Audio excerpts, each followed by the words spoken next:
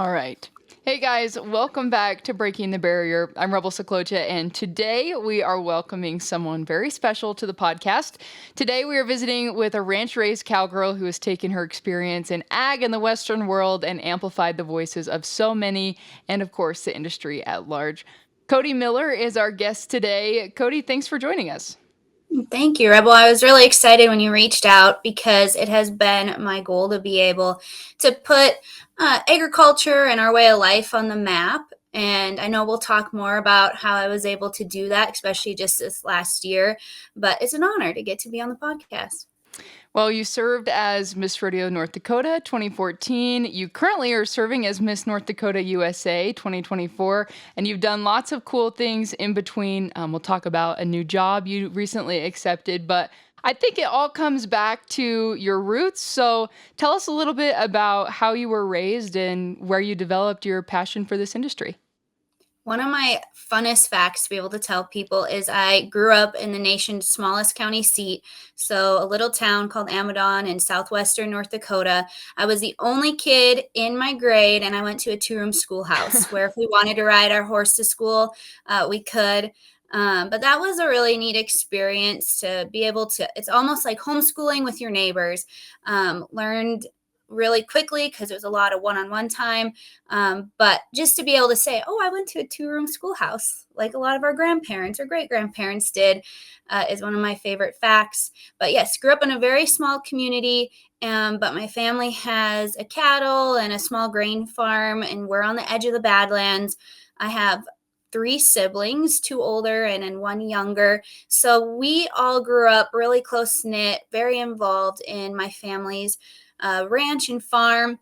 And my parents both rodeoed when they were younger. And so my younger sister, Kit, and I were able to start rodeoing when we were in youth rodeos that became junior high rodeoing and high school rodeo. So I was successful in high school rodeo, and I won 2 state pole bending championships and got to go to nationals. I was a high school rodeo queen, and I currently serve as the queen coordinator for both the junior high and high school rodeo associations. So it's fun to be able to give back to an association that did a lot for me. And with that, I just have tried to stay involved as much. Like I said, we're very close family. So my brother's starting to take things over, and just seeing his kids and my older sister's kids all get involved in the history and something close with our family has been very special for me. Yeah. Well, it's cool. I don't necessarily think that most people think that someone who went to school in a one-room schoolhouse or something of the like would find themselves on a national pageant stage, and you've done that on multiple occasions. How did you find your way to pageants? I know you started on the rodeo queen side of things, serving as Miss Rodeo North Dakota. How did you find your way to that, and how did your rancher parents respond to your desire to compete? This is actually a fun story because my sister Kit and I were down at a family friend's learning to barrel race and get better at roping. But previously, I had got a letter in the mail that wanted me to compete for Miss North Dakota Teen USA, which is a beauty pageant. And I asked my mom, and she hemmed and hawed, and I secretly entered. So I had a family friend sign as my guardian, and I entered to be accepted into the pageant. So when they called to talk to my parents and make sure I could, that's when my mom learned that I entered. And so I was 15. I had no clue what I was doing. We went to David's Bridal and got a little dress. And I joke because I ended up winning. I was doing that so I could practice being a rodeo queen. But I won. And so I was the youngest contestant at Miss Teen USA, which was in the Bahamas. I got to take my family there. I'll never forget my dad getting to walk around in his cowboy hat, and people knew who my family was. But that was kind of the first experience I had in pageantry. I always knew I wanted to compete at Miss Rodeo America. Coming from southwestern North Dakota, we have Brenda Lee Bonagoski and Ashley Andrews, who were Miss Rodeo Americas from our area. My mom competed for Miss Rodeo North Dakota and was a volunteer. So that was my first experience, was actually Miss Teen USA. And when 2014 came around, I was lucky enough to be crowned Miss Rodeo North Dakota and placed top 10 at Miss Rodeo America.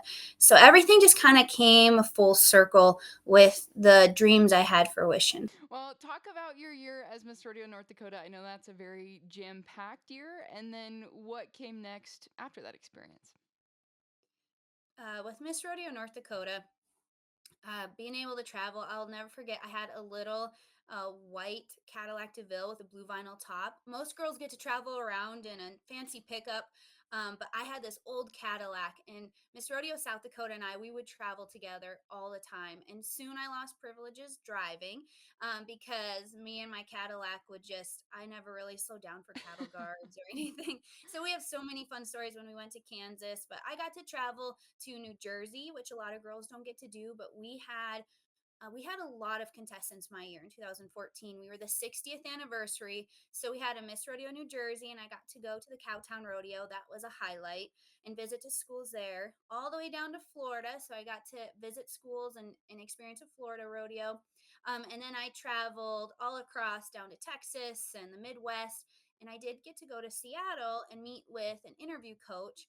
So I guess you could say I almost made it to all four corners of the United States as Miss Rodeo North Dakota. Yeah, well, that's a jam packed year for sure. And once you finish that experience, there's always the big question of what next? What did your next steps look like after you were done with the Miss Rodeo America pageant? I feel like so many women can connect on this, that you spend over a year of your life just dedicating for that title of being Miss Rodeo or Miss Rodeo America. So unless you don't have, I mean, you have to have a plan B going in case you don't win the ultimate title, just for, I don't know, your own well being. And to be honest, afterwards, I'm like, I don't know what I want to do because I was just dead set. So now that's my advice to any young woman wanting to compete for Miss Rodeo America, is have that plan B, because only one young woman is selected, but so many skills are gained. And so I was able to work for a Fortune 100 company following Miss Rodeo America in the HR and marketing department. I was able to continue traveling, and in the meantime, I decided I was one of the youngest girls at Miss Rodeo America, so that continues to be a trend. And everything I do is I was always the youngest, but I wanted to compete then for Miss USA since I was able to do Miss Teen USA. And so I entered the Miss USA competition, and most people want to know the difference. So I went from being a cowgirl to wearing a swimsuit on stage. And that was in an evening gown and all that. So, getting to talk to the judges about my Western heritage was actually a lot harder than you'd think. So I would place high in the Miss North Dakota USA system, but I was never capturing the crown or winning. And I think the biggest part is they were interested, but the interviews are so short. So you have to get to the point, you have to make them want you. But when you talk about rodeo or ranching, most of the judges couldn't really connect with you. So it took me 6 years of competing, and I was up for my last year of eligibility in the Miss USA system in 2021. And not that you just have to be a little better at educating people who have never learned about your lifestyle. And so it took me so many years to be able to share and express things, so people would find some interest, but that's not all they would think about. They could see other parts of me. I placed first runner up, and I had aged out. So I realized, okay, God doesn't want me to go to Miss USA. There's so much more I have to offer this world. And so I started working on lots of other goals, with my career and my hobbies. I bought a home, I was able to fix it up. So there was a lot of things I focused on and found happiness in. But just last fall, they decided to open up, I guess you could say, in 2023, the fall of 2023, they opened up Miss USA for women of all ages. So now this is where me being the youngest contestant in something completely shifted. I was one of the oldest contestants. So I decided, do I enter this pageant or do I just say, nope, it wasn't meant for me? And so I secretly entered Miss North Dakota USA. Only a couple good friends had known that I was doing it, but nobody in my family did. And I entered and I won. And I think I didn't tell anyone because I didn't want the pressure of, them knowing how bad I wanted it. And in case I didn't achieve that goal, seeing the hurt on all of our faces again. Um, but I won, and in that moment, calling my parents, they had no clue that I had competed, and so I said, "It's okay, I did the same thing I did all those 6 years before, it's just this time I won." So we get to go to LA. So just this past summer, I worked really hard, and I was able to, I won in May, and I went to Miss USA in July, and yep, was one of the women who was recognized as somebody that was breaking barriers within the pageant community. As a 31-year-old woman, I'm serving as the oldest Miss Rodeo or Miss North Dakota USA, and being able to talk about rodeo at that pageant and putting agriculture on a global platform was such a dream come true because there's pageant fans all over the world. It was really neat to be getting messages from people in France and the Philippines, but there was this one that said, "My family, we're farmers in France. Thank you so much for sharing what your family does." And so many people interested in horses and in this way of life. So that was really heartfelt that that came from all of this.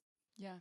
Well, I think it's really powerful because so many times in ag in the Western world, we talk about bridging the gap or creating connections with people from outside the industry. And a lot of times, unfortunately, I feel like that just ends up happening in an echo chamber, or we don't make our message concise enough to be digestible to someone that's Mhm. outside of it.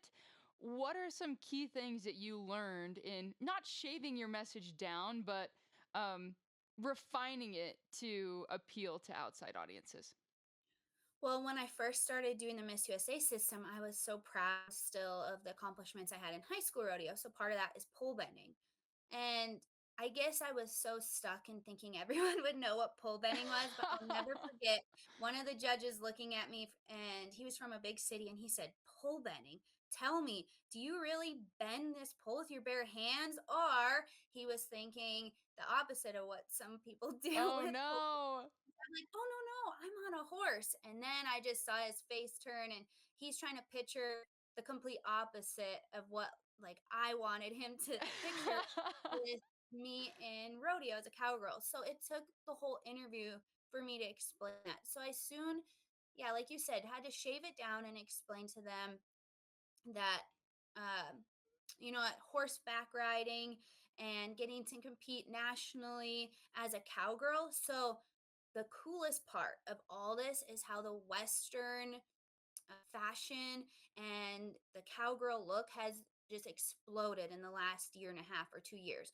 And I know some people might disagree with how Beyonce was able to bring cowboy to the mainstream, but there's so many celebrities who brought our our culture to the mainstream, and that made it so much more helpful. So I this all goes back to me, timing is everything. And so 7, 10 years ago, it was a little harder to get people to connect with what a cowboy is or want to be a cowboy. And right now everyone wants to be a cowboy. So it made it so much easier for them to be like, "Oh, I know what a cowboy hat is," or "I know what you're talking about." And they thought it was really cool. So I go back to timing is everything, and resiliency is enough. For so many people, they get told no once. I was told no a lot of times, and I just knew that I had a message I wanted to be able to bring forward, and I wasn't really going to take no for an answer. So um, that kind of tells me a lot that our culture has shifted a little bit, and it makes me really exciting for the opportunities we have to share our culture with so many new people. Yeah. Well, I'm glad you brought that up because, as you mentioned, it seems like we live in a society of instant gratification. And if a door doesn't open on the first knock, we tend to shy away or pursue something else. What advice would you give to someone who is in the midst of, adversity or trying their hand at something that isn't quite coming as easily as they'd like it to? I like to talk to people about how important it is to know you. I think what I started to do is when I was wanting a goal, and we'll just use the Miss USA system as an example. I was trying to be what I thought they wanted me to be, and I soon realized, and this maybe just comes with maturity and life experiences, but being you is truly your own superpower, and then being able to refine that to share with folks is really helpful as well. And just trying to shine your own light instead of trying to replicate somebody else's light is something that I found very helpful. But um, it's weird to say, but studying who you are. So, knowing the things that make you happy, the things that don't make you happy, how to focus on. And so, as Miss Rodeo North Dakota and now as Miss North Dakota USA, so over a course of 15 years, I've been able to travel and talk with adults and youth groups on the importance of having positive outlets for a positive outlook on life. And so finding those things that make you happy and burn the fire in your soul, all those hobbies. And my dad jokes, you have so many irons in the fire.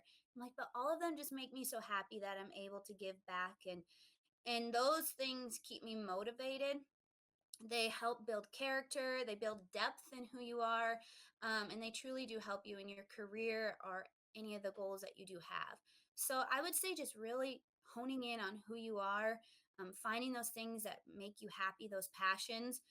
Because if you have those, if you consider it failing, if you have a goal and you don't achieve it, you still have so much that you're working towards, that you can have lots of little goals and building steps to get to where you want to be in life. Absolutely.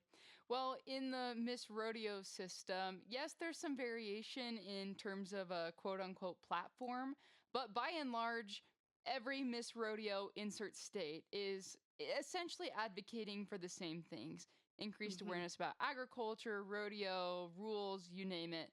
But in the Miss USA system and other pageant systems, your platforms are a little bit more diversified. What Mhm. are your platforms this year as Miss North Dakota USA, and how did you kind of infuse um, your Western roots into that? I would say that when I competed for Miss North Dakota Teen USA and I was 15, I remember going because obviously I didn't get to graduate from the two-room schoolhouse. I went to a bigger school. And I remember coming in that first day and kids that I thought were my friends, had made comments like, oh, why'd she win? And I was at a vulnerable age. And so my mom helped me create an anti-bullying platform. And now I've learned kind of really it's just like a character building platform. But we had Cowgirl Susie, and I used Susie as when hurtful words were said to her, we'd rip this paper doll in half, and then kids would have to tape her back together. And the point is that words do hurt and they leave scars. They'll fade away over time, but they'll never go away. And so my goal is I transpired that over the years, and I always had some sort of a Western little twist to it, whether, like I said, it's just the cowgirl doll or the stories about a cowgirl. And as I've gotten older, I remember using that in the Miss USA system as well. And there was a judge that thought I was too old to be talking about bullying. And that was kind of a really interesting, I never heard that before, but looking back, I think it just needed to be relevant to people of my age. And I learned also throughout life, we all experience people that may not believe in you and they don't support you and they put you down, and unless you've worked at building the character you don't really know how to handle it. So that's where what tools can we use to be able to get through any adversity or negativity that we have. So that's where creating positive outlets for a positive outlook came in, and it kind of became, a lot of people get tired of hearing the same word of mental health, but for me, it became how to have a healthy mindset and achieving those goals. So everything just kind of is still the same messaging, but it's definitely became a way for adults to be able to relate more to it. And so that's what I've been able to share. But also, my niece was diagnosed with leukemia when she was 3, the year I was Miss Rodeo North Dakota. And so that was a really, really hard year of being on the road nonstop when we had something so scary happening at home. And so it's been my goal to work with Make a Wish. And I worked with Make a Wish without having a title. But in a couple weeks, we have a big fundraiser coming up too, where I'll get to be Miss North Dakota USA at. But giving back again, it's to me, helping any organization that's helped my family is important to me. And so that's another, I guess, platform you could say that I've been able to experience as this title. Most definitely. Well, what I'm getting from you is this really powerful message of effective communication because in both of your roles as a rodeo queen and now as Miss North Dakota USA, you've had the same central ideas, but you've changed the way that you have packaged those to meet your audiences where they're at. And I think that's a really powerful lesson that we can all take something from. So very cool. Well, I want to transition a little bit because obviously, through those pageant systems and experiences, you have learned many valuable life skills, including communication. But you recently accepted a new job that kind of ties into all of the things we've been talking about so far this morning. Give us a bit of background on your new role and how that came to be. I first got to work for the North Dakota Cowboy Hall of Fame in 2013 and created a lot of great connections. And over the course of some years, they've been transitioning and growing so much. And my family has their ranch is 30 some miles south of Medora, North Dakota. So if anybody's been to Medora, it's this beautiful town in the Badlands, and it has this Wild West old cowboy theme going on. And the North Dakota Cowboy Hall of Fame. That is where their museum and their facilities are and where they're based. And I've just continued to have such great connections with everyone involved in this nonprofit organization. And they reached out to me wondering if I'd be interested in continuing a position or partnering with them in some capacity. So, over the years, I've helped with rodeo production and different things with them, and then they reached out about a new position opening up. So I accepted a position of the tourism and events director of the North Dakota Cowboy Hall of Fame. I started in January. I've already had multiple events, some of the biggest events we'll have all year. I got to experience those already.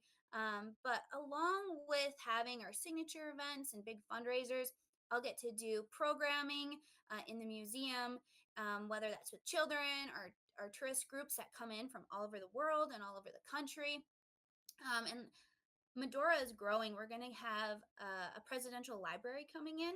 So I am excited about how the capacity of tourism is going to grow so much in this really small town. And I'm excited that I'm going to get to be a part of that in my new role. Most definitely. What do you think is Medora's secret sauce for growth? I feel like everyone wants to know what they can do to help their small community thrive, but it'd be interesting to hear your perspective as a native, more or less, coming back to your community. I do find so they have a couple different entities, but the biggest entity is called the Theodore Roosevelt Medora Foundation. And I think that their storytelling and so Teddy Roosevelt had visited Medora many times and he had a small ranch in Medora. And I know we kind of use a term that he claimed if it hadn't been for Medora, he would have never ran for president. But like his Rough Rider Cavalry, that terminology came from the Medora area. And so there's just a lot of fun and neat history. The refrigerated boxcars for cattle. We had a huge cattle plant in Medora. So they use refrigerated cars in order to get that meat and transport it. When that is so I feel like there's a lot of history that comes from our area. And so the community there's the community that is scared, I think, for it to grow because it's going to change so much. And then there's groups and foundations that are excited for it to change. And I think in most recent years, uh, all of the pieces have came together of people seeing the possibilities of what it could bring to the community as for income and possible new businesses. And I would say that is something that has finally gotten the local community really excited because you kind of want to protect what's yours and what feels like home. But now I believe that we've all kind of came to terms like we have something like a treasure. We have something so special. Let's all come together and find a way to be able to show this to the world. And I think all the new things that they're adding in Medora is going to help with that. Very cool. Well, you're sort of in a transition period, starting a new job and looking towards passing on your title in this calendar year. What are some goals that you have for this next year, and what do you hope to accomplish either in the short term or the long term? I became the national director for Miss Rodeo North Dakota. So, putting on a pageant, I started a scholarship fund a few years ago for Miss Rodeo North Dakota to try to grow that organization. And so, we go back to how many irons in the fire, but I have a little sweetheart pageant and I want to be able to have one of the biggest years I can for that and continue to grow that scholarship fund. Um, Being able to just learn all the skills that I need to have to be successful in my new role with the North Dakota Cowboy Hall of Fame is a huge goal. And I will give up my title for Miss North Dakota USA later this summer. But I've been putting on pause some international trips that I've really wanted to do over the years. Everything costs money. So it's like, "Well, I'm going to save money for this trip and go to Miss USA." So there's just a lot of little goals. I had mentioned that I had bought a home. So I always have home improvement ideas. And I try to do that. My mother and I have a Western upholstery business. So we have tons of commissioned pieces coming in and just what I always say is if you don't enjoy what you're doing, that's when it becomes work. And so I know I'll stay busy all year long, but it's all things that I've wanted for so long or I've worked so hard for that I never want them to feel like they're work. Instead, Mm. it's a blessing that I get to do them. So focusing on each thing individually and each goal is something that I'm looking forward to this year and just being able to get a little better at each one of them. Yeah. Well, it's so encouraging to listen to your story because I feel like everything you do is infused with your core values, what's important to you. It's very evident that you have taken the time to understand who you are at your core, and that has played out in pretty much everything that you've done. So that's really neat. Giving back to the organizations that have helped build you is also a really powerful thing. So, gosh, so many nuggets of wisdom that you've shared with us today, and I just really appreciate it.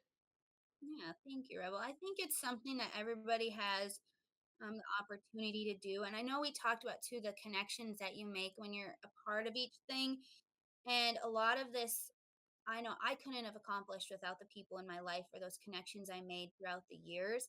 And so it kind of comes back to like that humbleness of knowing that there's so many people out there that are willing to help you or can help you and and kind of honing in on that and realizing that we can't do everything by ourselves. And that's something that I think makes my community and where I come from so special is because I can truly say that without the people that have been in my life, I wouldn't be where I am today either. So, Yeah. Well, I like to close out every episode with a piece of wisdom, as though we haven't already touched on plenty of those throughout the recording. But what is the best piece of advice you have ever received that you'd like to pass along to our listeners?